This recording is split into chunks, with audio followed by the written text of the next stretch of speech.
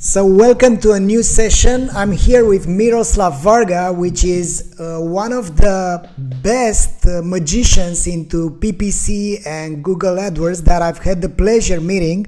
He's also one of the funniest experts in the digital marketing landscapes, and right now he's gonna give us something, some insights and let's say, a bit of his magic about how can he achieve 32 times ROI. Miroslav, thanks a lot for being part of the show, and the stage is yours. Thank you, Valentin, and all the folks out there listening and joining the conference. It's a pleasure to be announced like you have just announced me. It's really nice. Maybe just a small addition. I have one slide about myself and my company. I will just make it very short. Whenever I'm somewhere on conferences, people are surprised about solutions and about approach to solutions we have. And very often they tell us you are just a bunch of fools and very strange people, and your solutions are completely out of the mainstream, but they put it in nice English words like Avinash did. Thanks for the creativity. And that's the reason we are very often a little bit different. We are an old company, and a lot of things we have done were generated by mistakes or by accidents. You plan a lot of things, you try to foresee a lot of things, but sometimes unplanned and very surprising accidents lead you to the new jump. And I will just exchange some things with you folks and with Valentin, just to point some daily simple task you maybe sometimes forget, and actually it's more important than anything else you're doing. So let me just start with my presentation. Maybe a lot of you heard about the Xena paradox. Xena was a Greek philosopher, and his mental exercise was, if you give to a turtle 10 meters starting advance, and Achilles runs much faster than the turtle, he can actually never catch up with the turtle, because during the time he's arriving to the position where the turtle was at the start, the turtle will move a little bit forward. And when Achilles move again a little bit forward, then the turtle will be also moving forward. And all the time it's happening, the same thing is happening. As much as he's trying to catch the turtle will always be a little more farther away, and at the end he will never catch the turtle. So that's a very simple and very nice explanation of our jobs. We are chasing the consumer, the customer, our converter. We are chasing him all the time, and whenever we arrive to the point when we think now it's done, he is a little bit farther away, because we are only learning from data what happened yesterday, or a minute before, or 10 seconds before. We are never in advance to the customer, and I will try to explain you how to get advanced, how to find the position in front of the turtle, how let the converter run after you, because all our time in conversion conversion rate optimizations, we are actually focusing a lot of effort to a very small chunk of our web audience, to the converters, and trying to put them as smooth and as easy as possible with frictionless checkouts to improve their conversion rates, and missing actually the majority of other visitors. And maybe there is some things we can do. So I have prepared four topics actually with the most problem, with the biggest problems we have and pitfalls we are having during our conversion rate funnel. So the first is, of course, our website. Our website is the marketplace and the shopping mall and the living room extension of our customer, and we have to be very careful with the website, especially with the technical stuff. If you click on the link I have prepared in the presentation, you will find 40 tools. Most of them are free, and these tools are based on Google or non-Google companies. The red ones are Google tools. It will be just loading for a short while, so don't worry. Here are these 20 Google tools.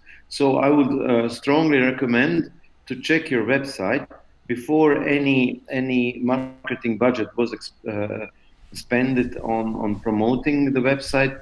Just to check it, because these tools are free, and if you have green marks by Google, green remarks, your cost per click can be sometimes 20, 30, 50 times lower than it was when the marks were red or yellow. This list of website checking tools is free, and I always will adjust it. So on this link you will always find the last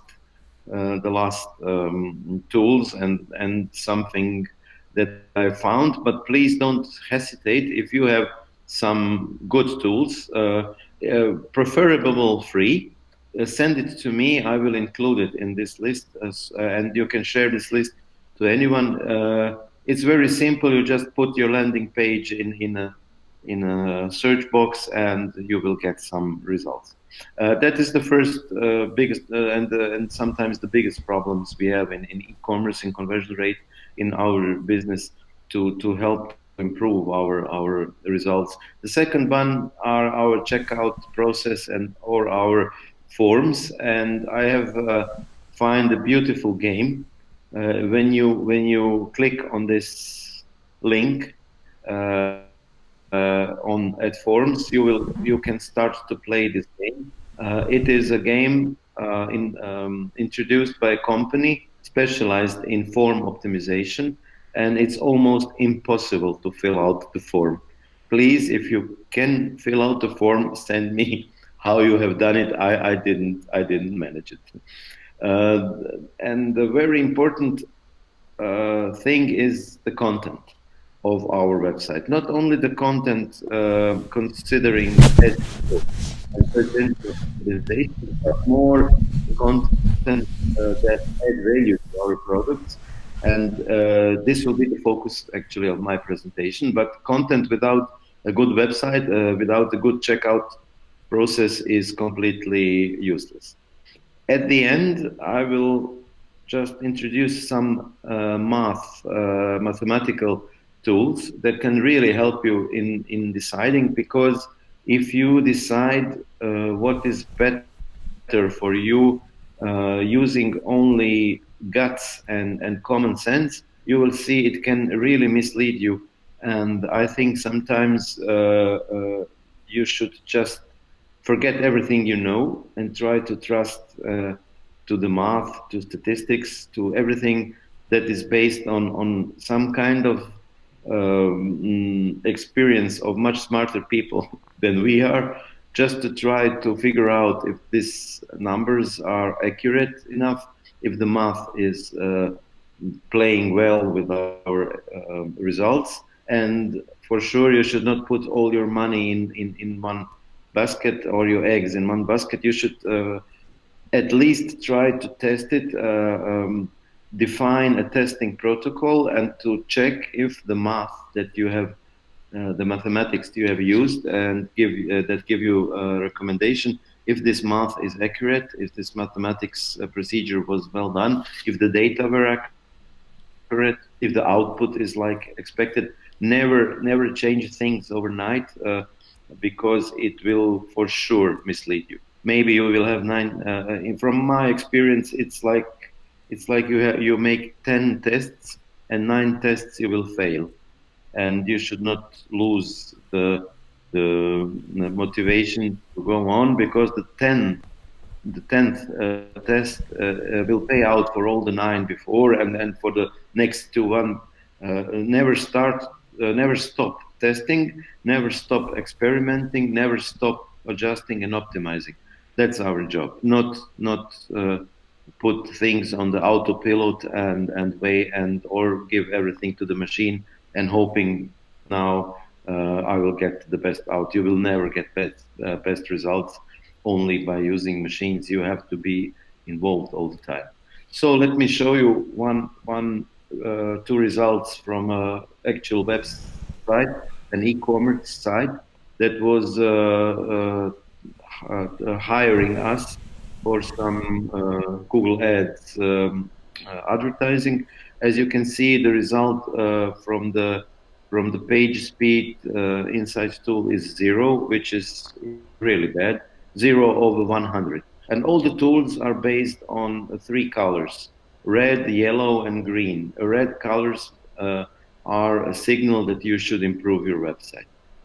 Here is another tool. It's used by Google, but it is not a Google tool. It's called Uptrends. If your website is not accessible from all the important internet traffic places in the world, Google Ads will suspend your campaign. Google will disapprove your ads and will suspend your ad account, not because you have done something wrong with Google Ads, but because your site is not approachable from the most important internet traffic points in all around the world. As you can see here, a lot of red places means that the site, for example, is not approachable from Göteborg, and after 0.3 seconds, the server sent probably 500 response. Something's wrong.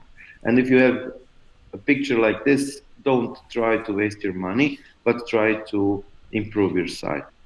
The next thing I told you is a beautiful game.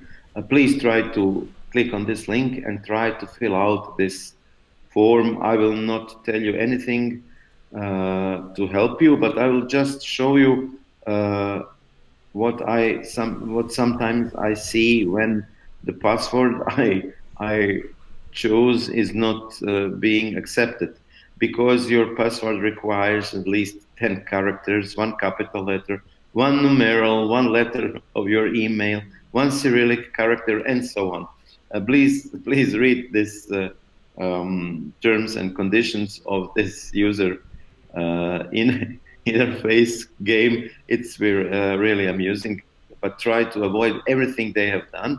They have done it, of course, to show you how wrong people are approaching very important stuff on the web. The third thing is the content. The content can be very tricky, because you can use copywriters. You can do it by yourself. You can try to use artificial intelligence or whatever to write the text. But at the end, there are some people reading it. And when you have anything to do with people, it gets tricky. I have used the text here for a very well-known website. Sorry, this website is our host's website. I think it's about us or something like that.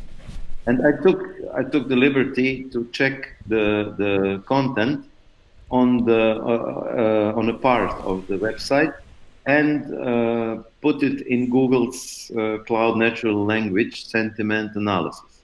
If you click on this link, you will also get there. And as you can see, a lot of marks and grades are yellow or red. Red means I hate you.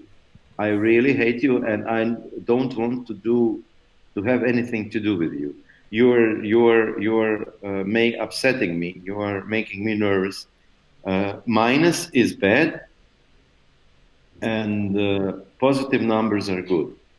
As you can see, the whole document was checked by Google sentiment analysis and earned minus zero point 0.1. So it's I slightly hate you, to translate it in plain English. I slightly hate you is 0 0.1, and I hate you very intensive with 0 0.4, and with a minus 0.7, I will find you and in the dark, and God knows what you have. So these are grades, and if you check, let me just check this short sentence. Google Analytics gives you tons of data, but it doesn't tell you what to do with it. Somebody who is reading this sentence is upset. It doesn't love you. Let me show you what I have done, and this is Valentin. I'm all ears. Without charge. Let me show you how I have rewritten your text. And please remember, you were slightly hated, minus 0.1, with an amplitude of hate of almost 2. I have rearranged your text, and now people love you, and they love you much more than they hated you before. They hated you 1.9, and now they love you 3.4, and they love you 0.5, and they don't hate you minus 0.5. Let's show you this one sentence. If you remember, it was minus 0.4. I almost upgraded it for one whole grade to plus 0.4. And Okay. this sentence is now, Google Analytics provide you with tons of valuable data, but maybe you need help to know what to do with it. So what is the difference between these two sentences? Here you are stating a fact that upsets me anyway. It doesn't tell me anything. But in this slightly rewritten sentence, I softly suggest that you maybe need some help. And I'm sure that a lot of people really need help about that. And you should change things when you write a text from we are very good, this is like that, from this to a little bit different text that has the same meaning but is different. Not we are very good, but if you need some help, we are very good in helping. Or the fact is that things are like that. No, it's not maybe the best approach to me. A better approach would be the fact is that a lot of people get upset with it, but we helped them. And if you need help, we are here for you. That should be the text. And as you can see, this text is generating much better empathy, much better feelings when I read it. I love you. I want to call you now. I want to do some business with you, because these scores are telling me they're green and rather high green. They tell me, okay, I like what I'm reading here. I would like to get in contact with these people. We are using this sentiment analysis for almost every mail we send, for almost every ad we write, and for almost any web content we can, because it's very important.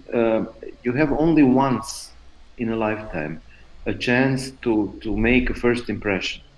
And if you miss this opportunity to have a good first impression, it's a lifetime burden you have to carry with you. So try to use all the acceptable tools and all the things around you that can help you to make the best start, even at the first impression moment.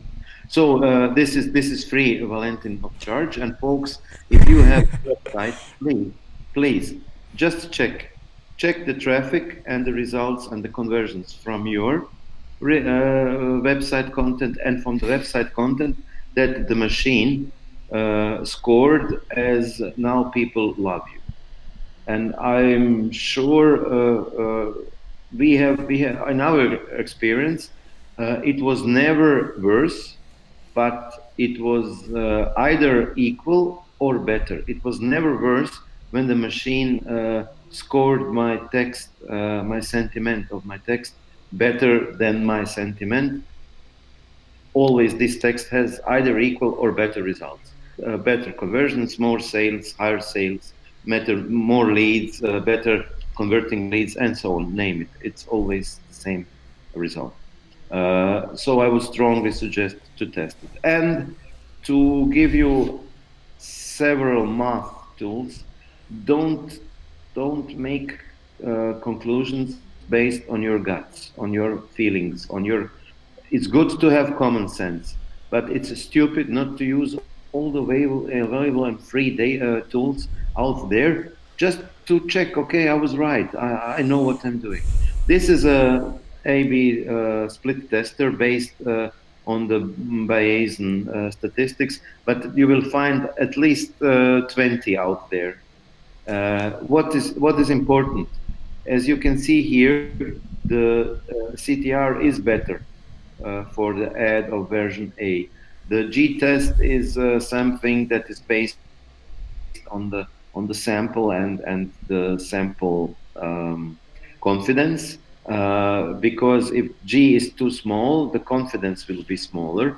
And look, at least don't decide if G is not higher than 5 and confidence lower than 90%.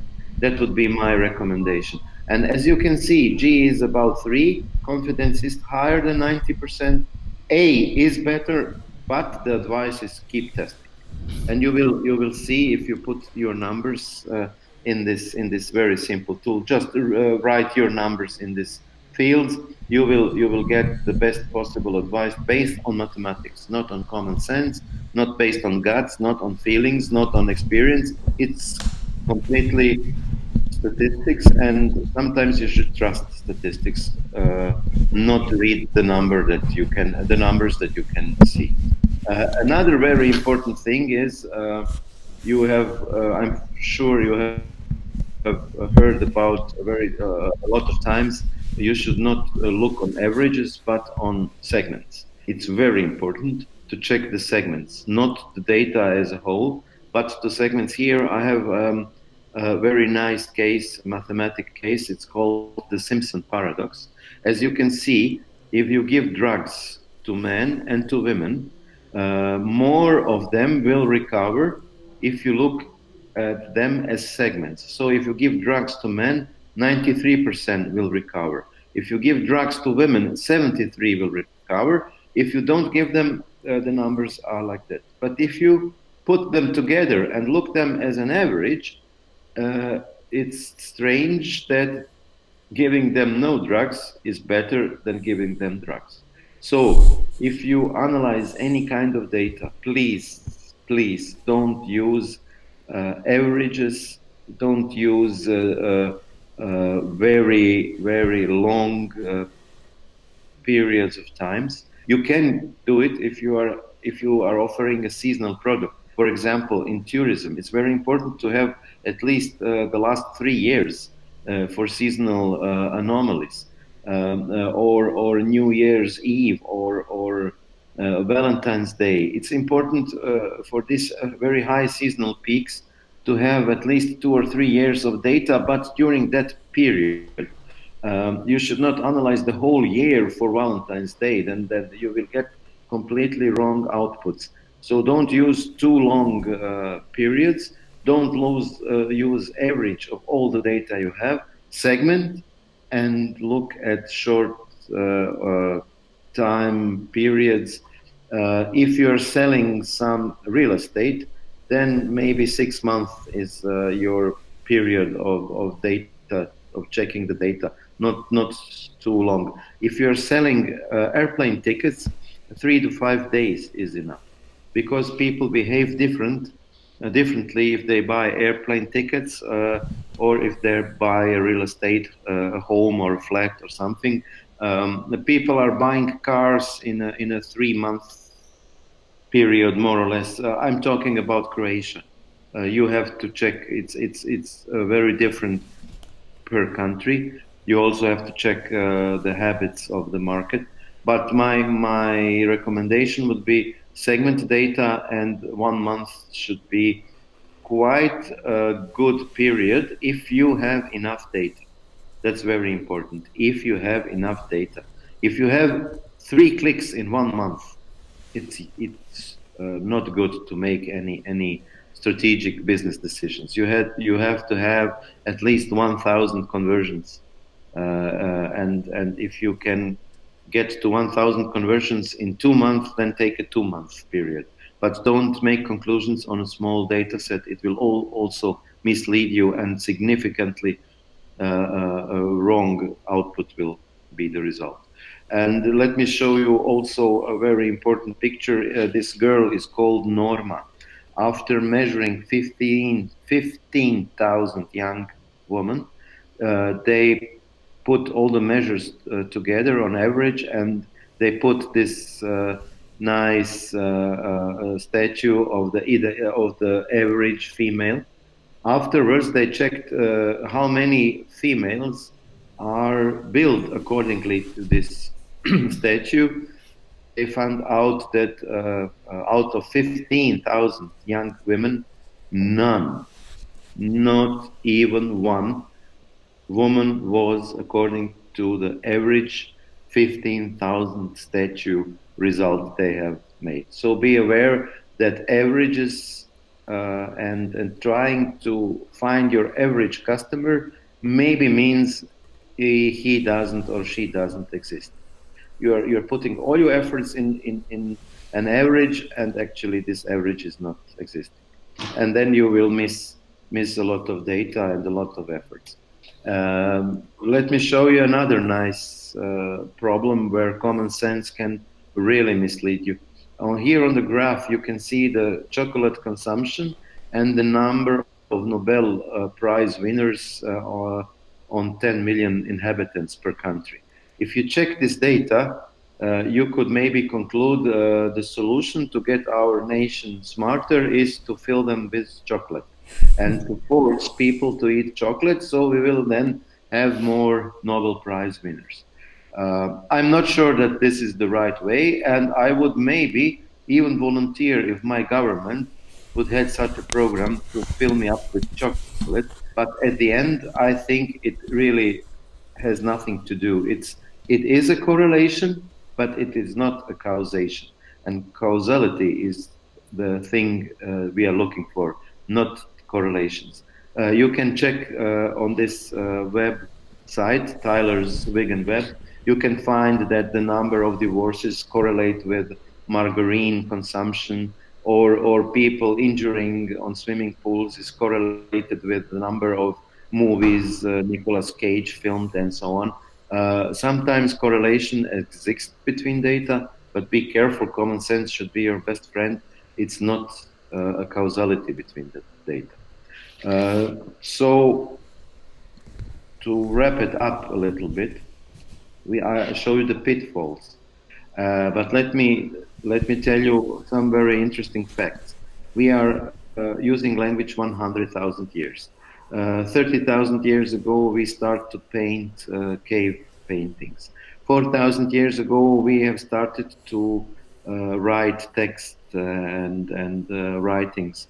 30 years ago, we invented PowerPoint, that is used today as the most used tool in companies to transfer information and knowledge, which is wrong. I think we should, if you cannot tell your boss in 3 sentences what is important, then don't try to give him a 100-slide PowerPoint. It will also not explain the essence. And about 25 years ago, we have e-commerce in our history. So we have a problem. Our brain is not adapted to e-commerce, not to PowerPoint. It is adapted to language, to stories, to paintings, to writings. Please check this guy.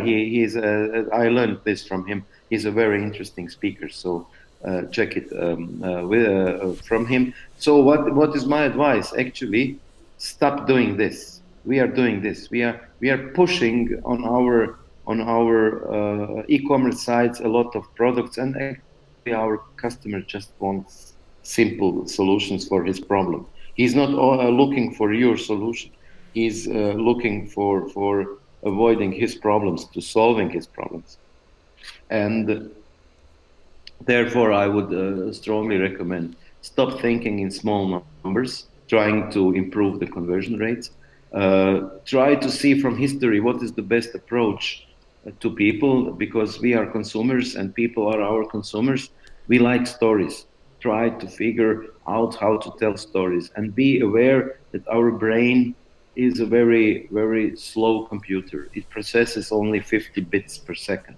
If you want to find out, you see a lot of links in my presentation, and the presentation will be given to you, so you can click on all these links and learn more if somebody is interested. But what is the purpose of all this? I have told you, it's how to prepare you to have high ROI. That's the reason why are you actually listening to me. So what should you do? You should add value. It's so simple. How should you do it? Please check this experiment that was done by Rob Walker and Joshua Glenn. It was an anthropological and literary experiment to show you that some things that you think is unmeasurable, actually can be measured very accurate. And it was a big surprise when they finished with this and published this experiment, that we can measure added value that was added by stories. What have they done?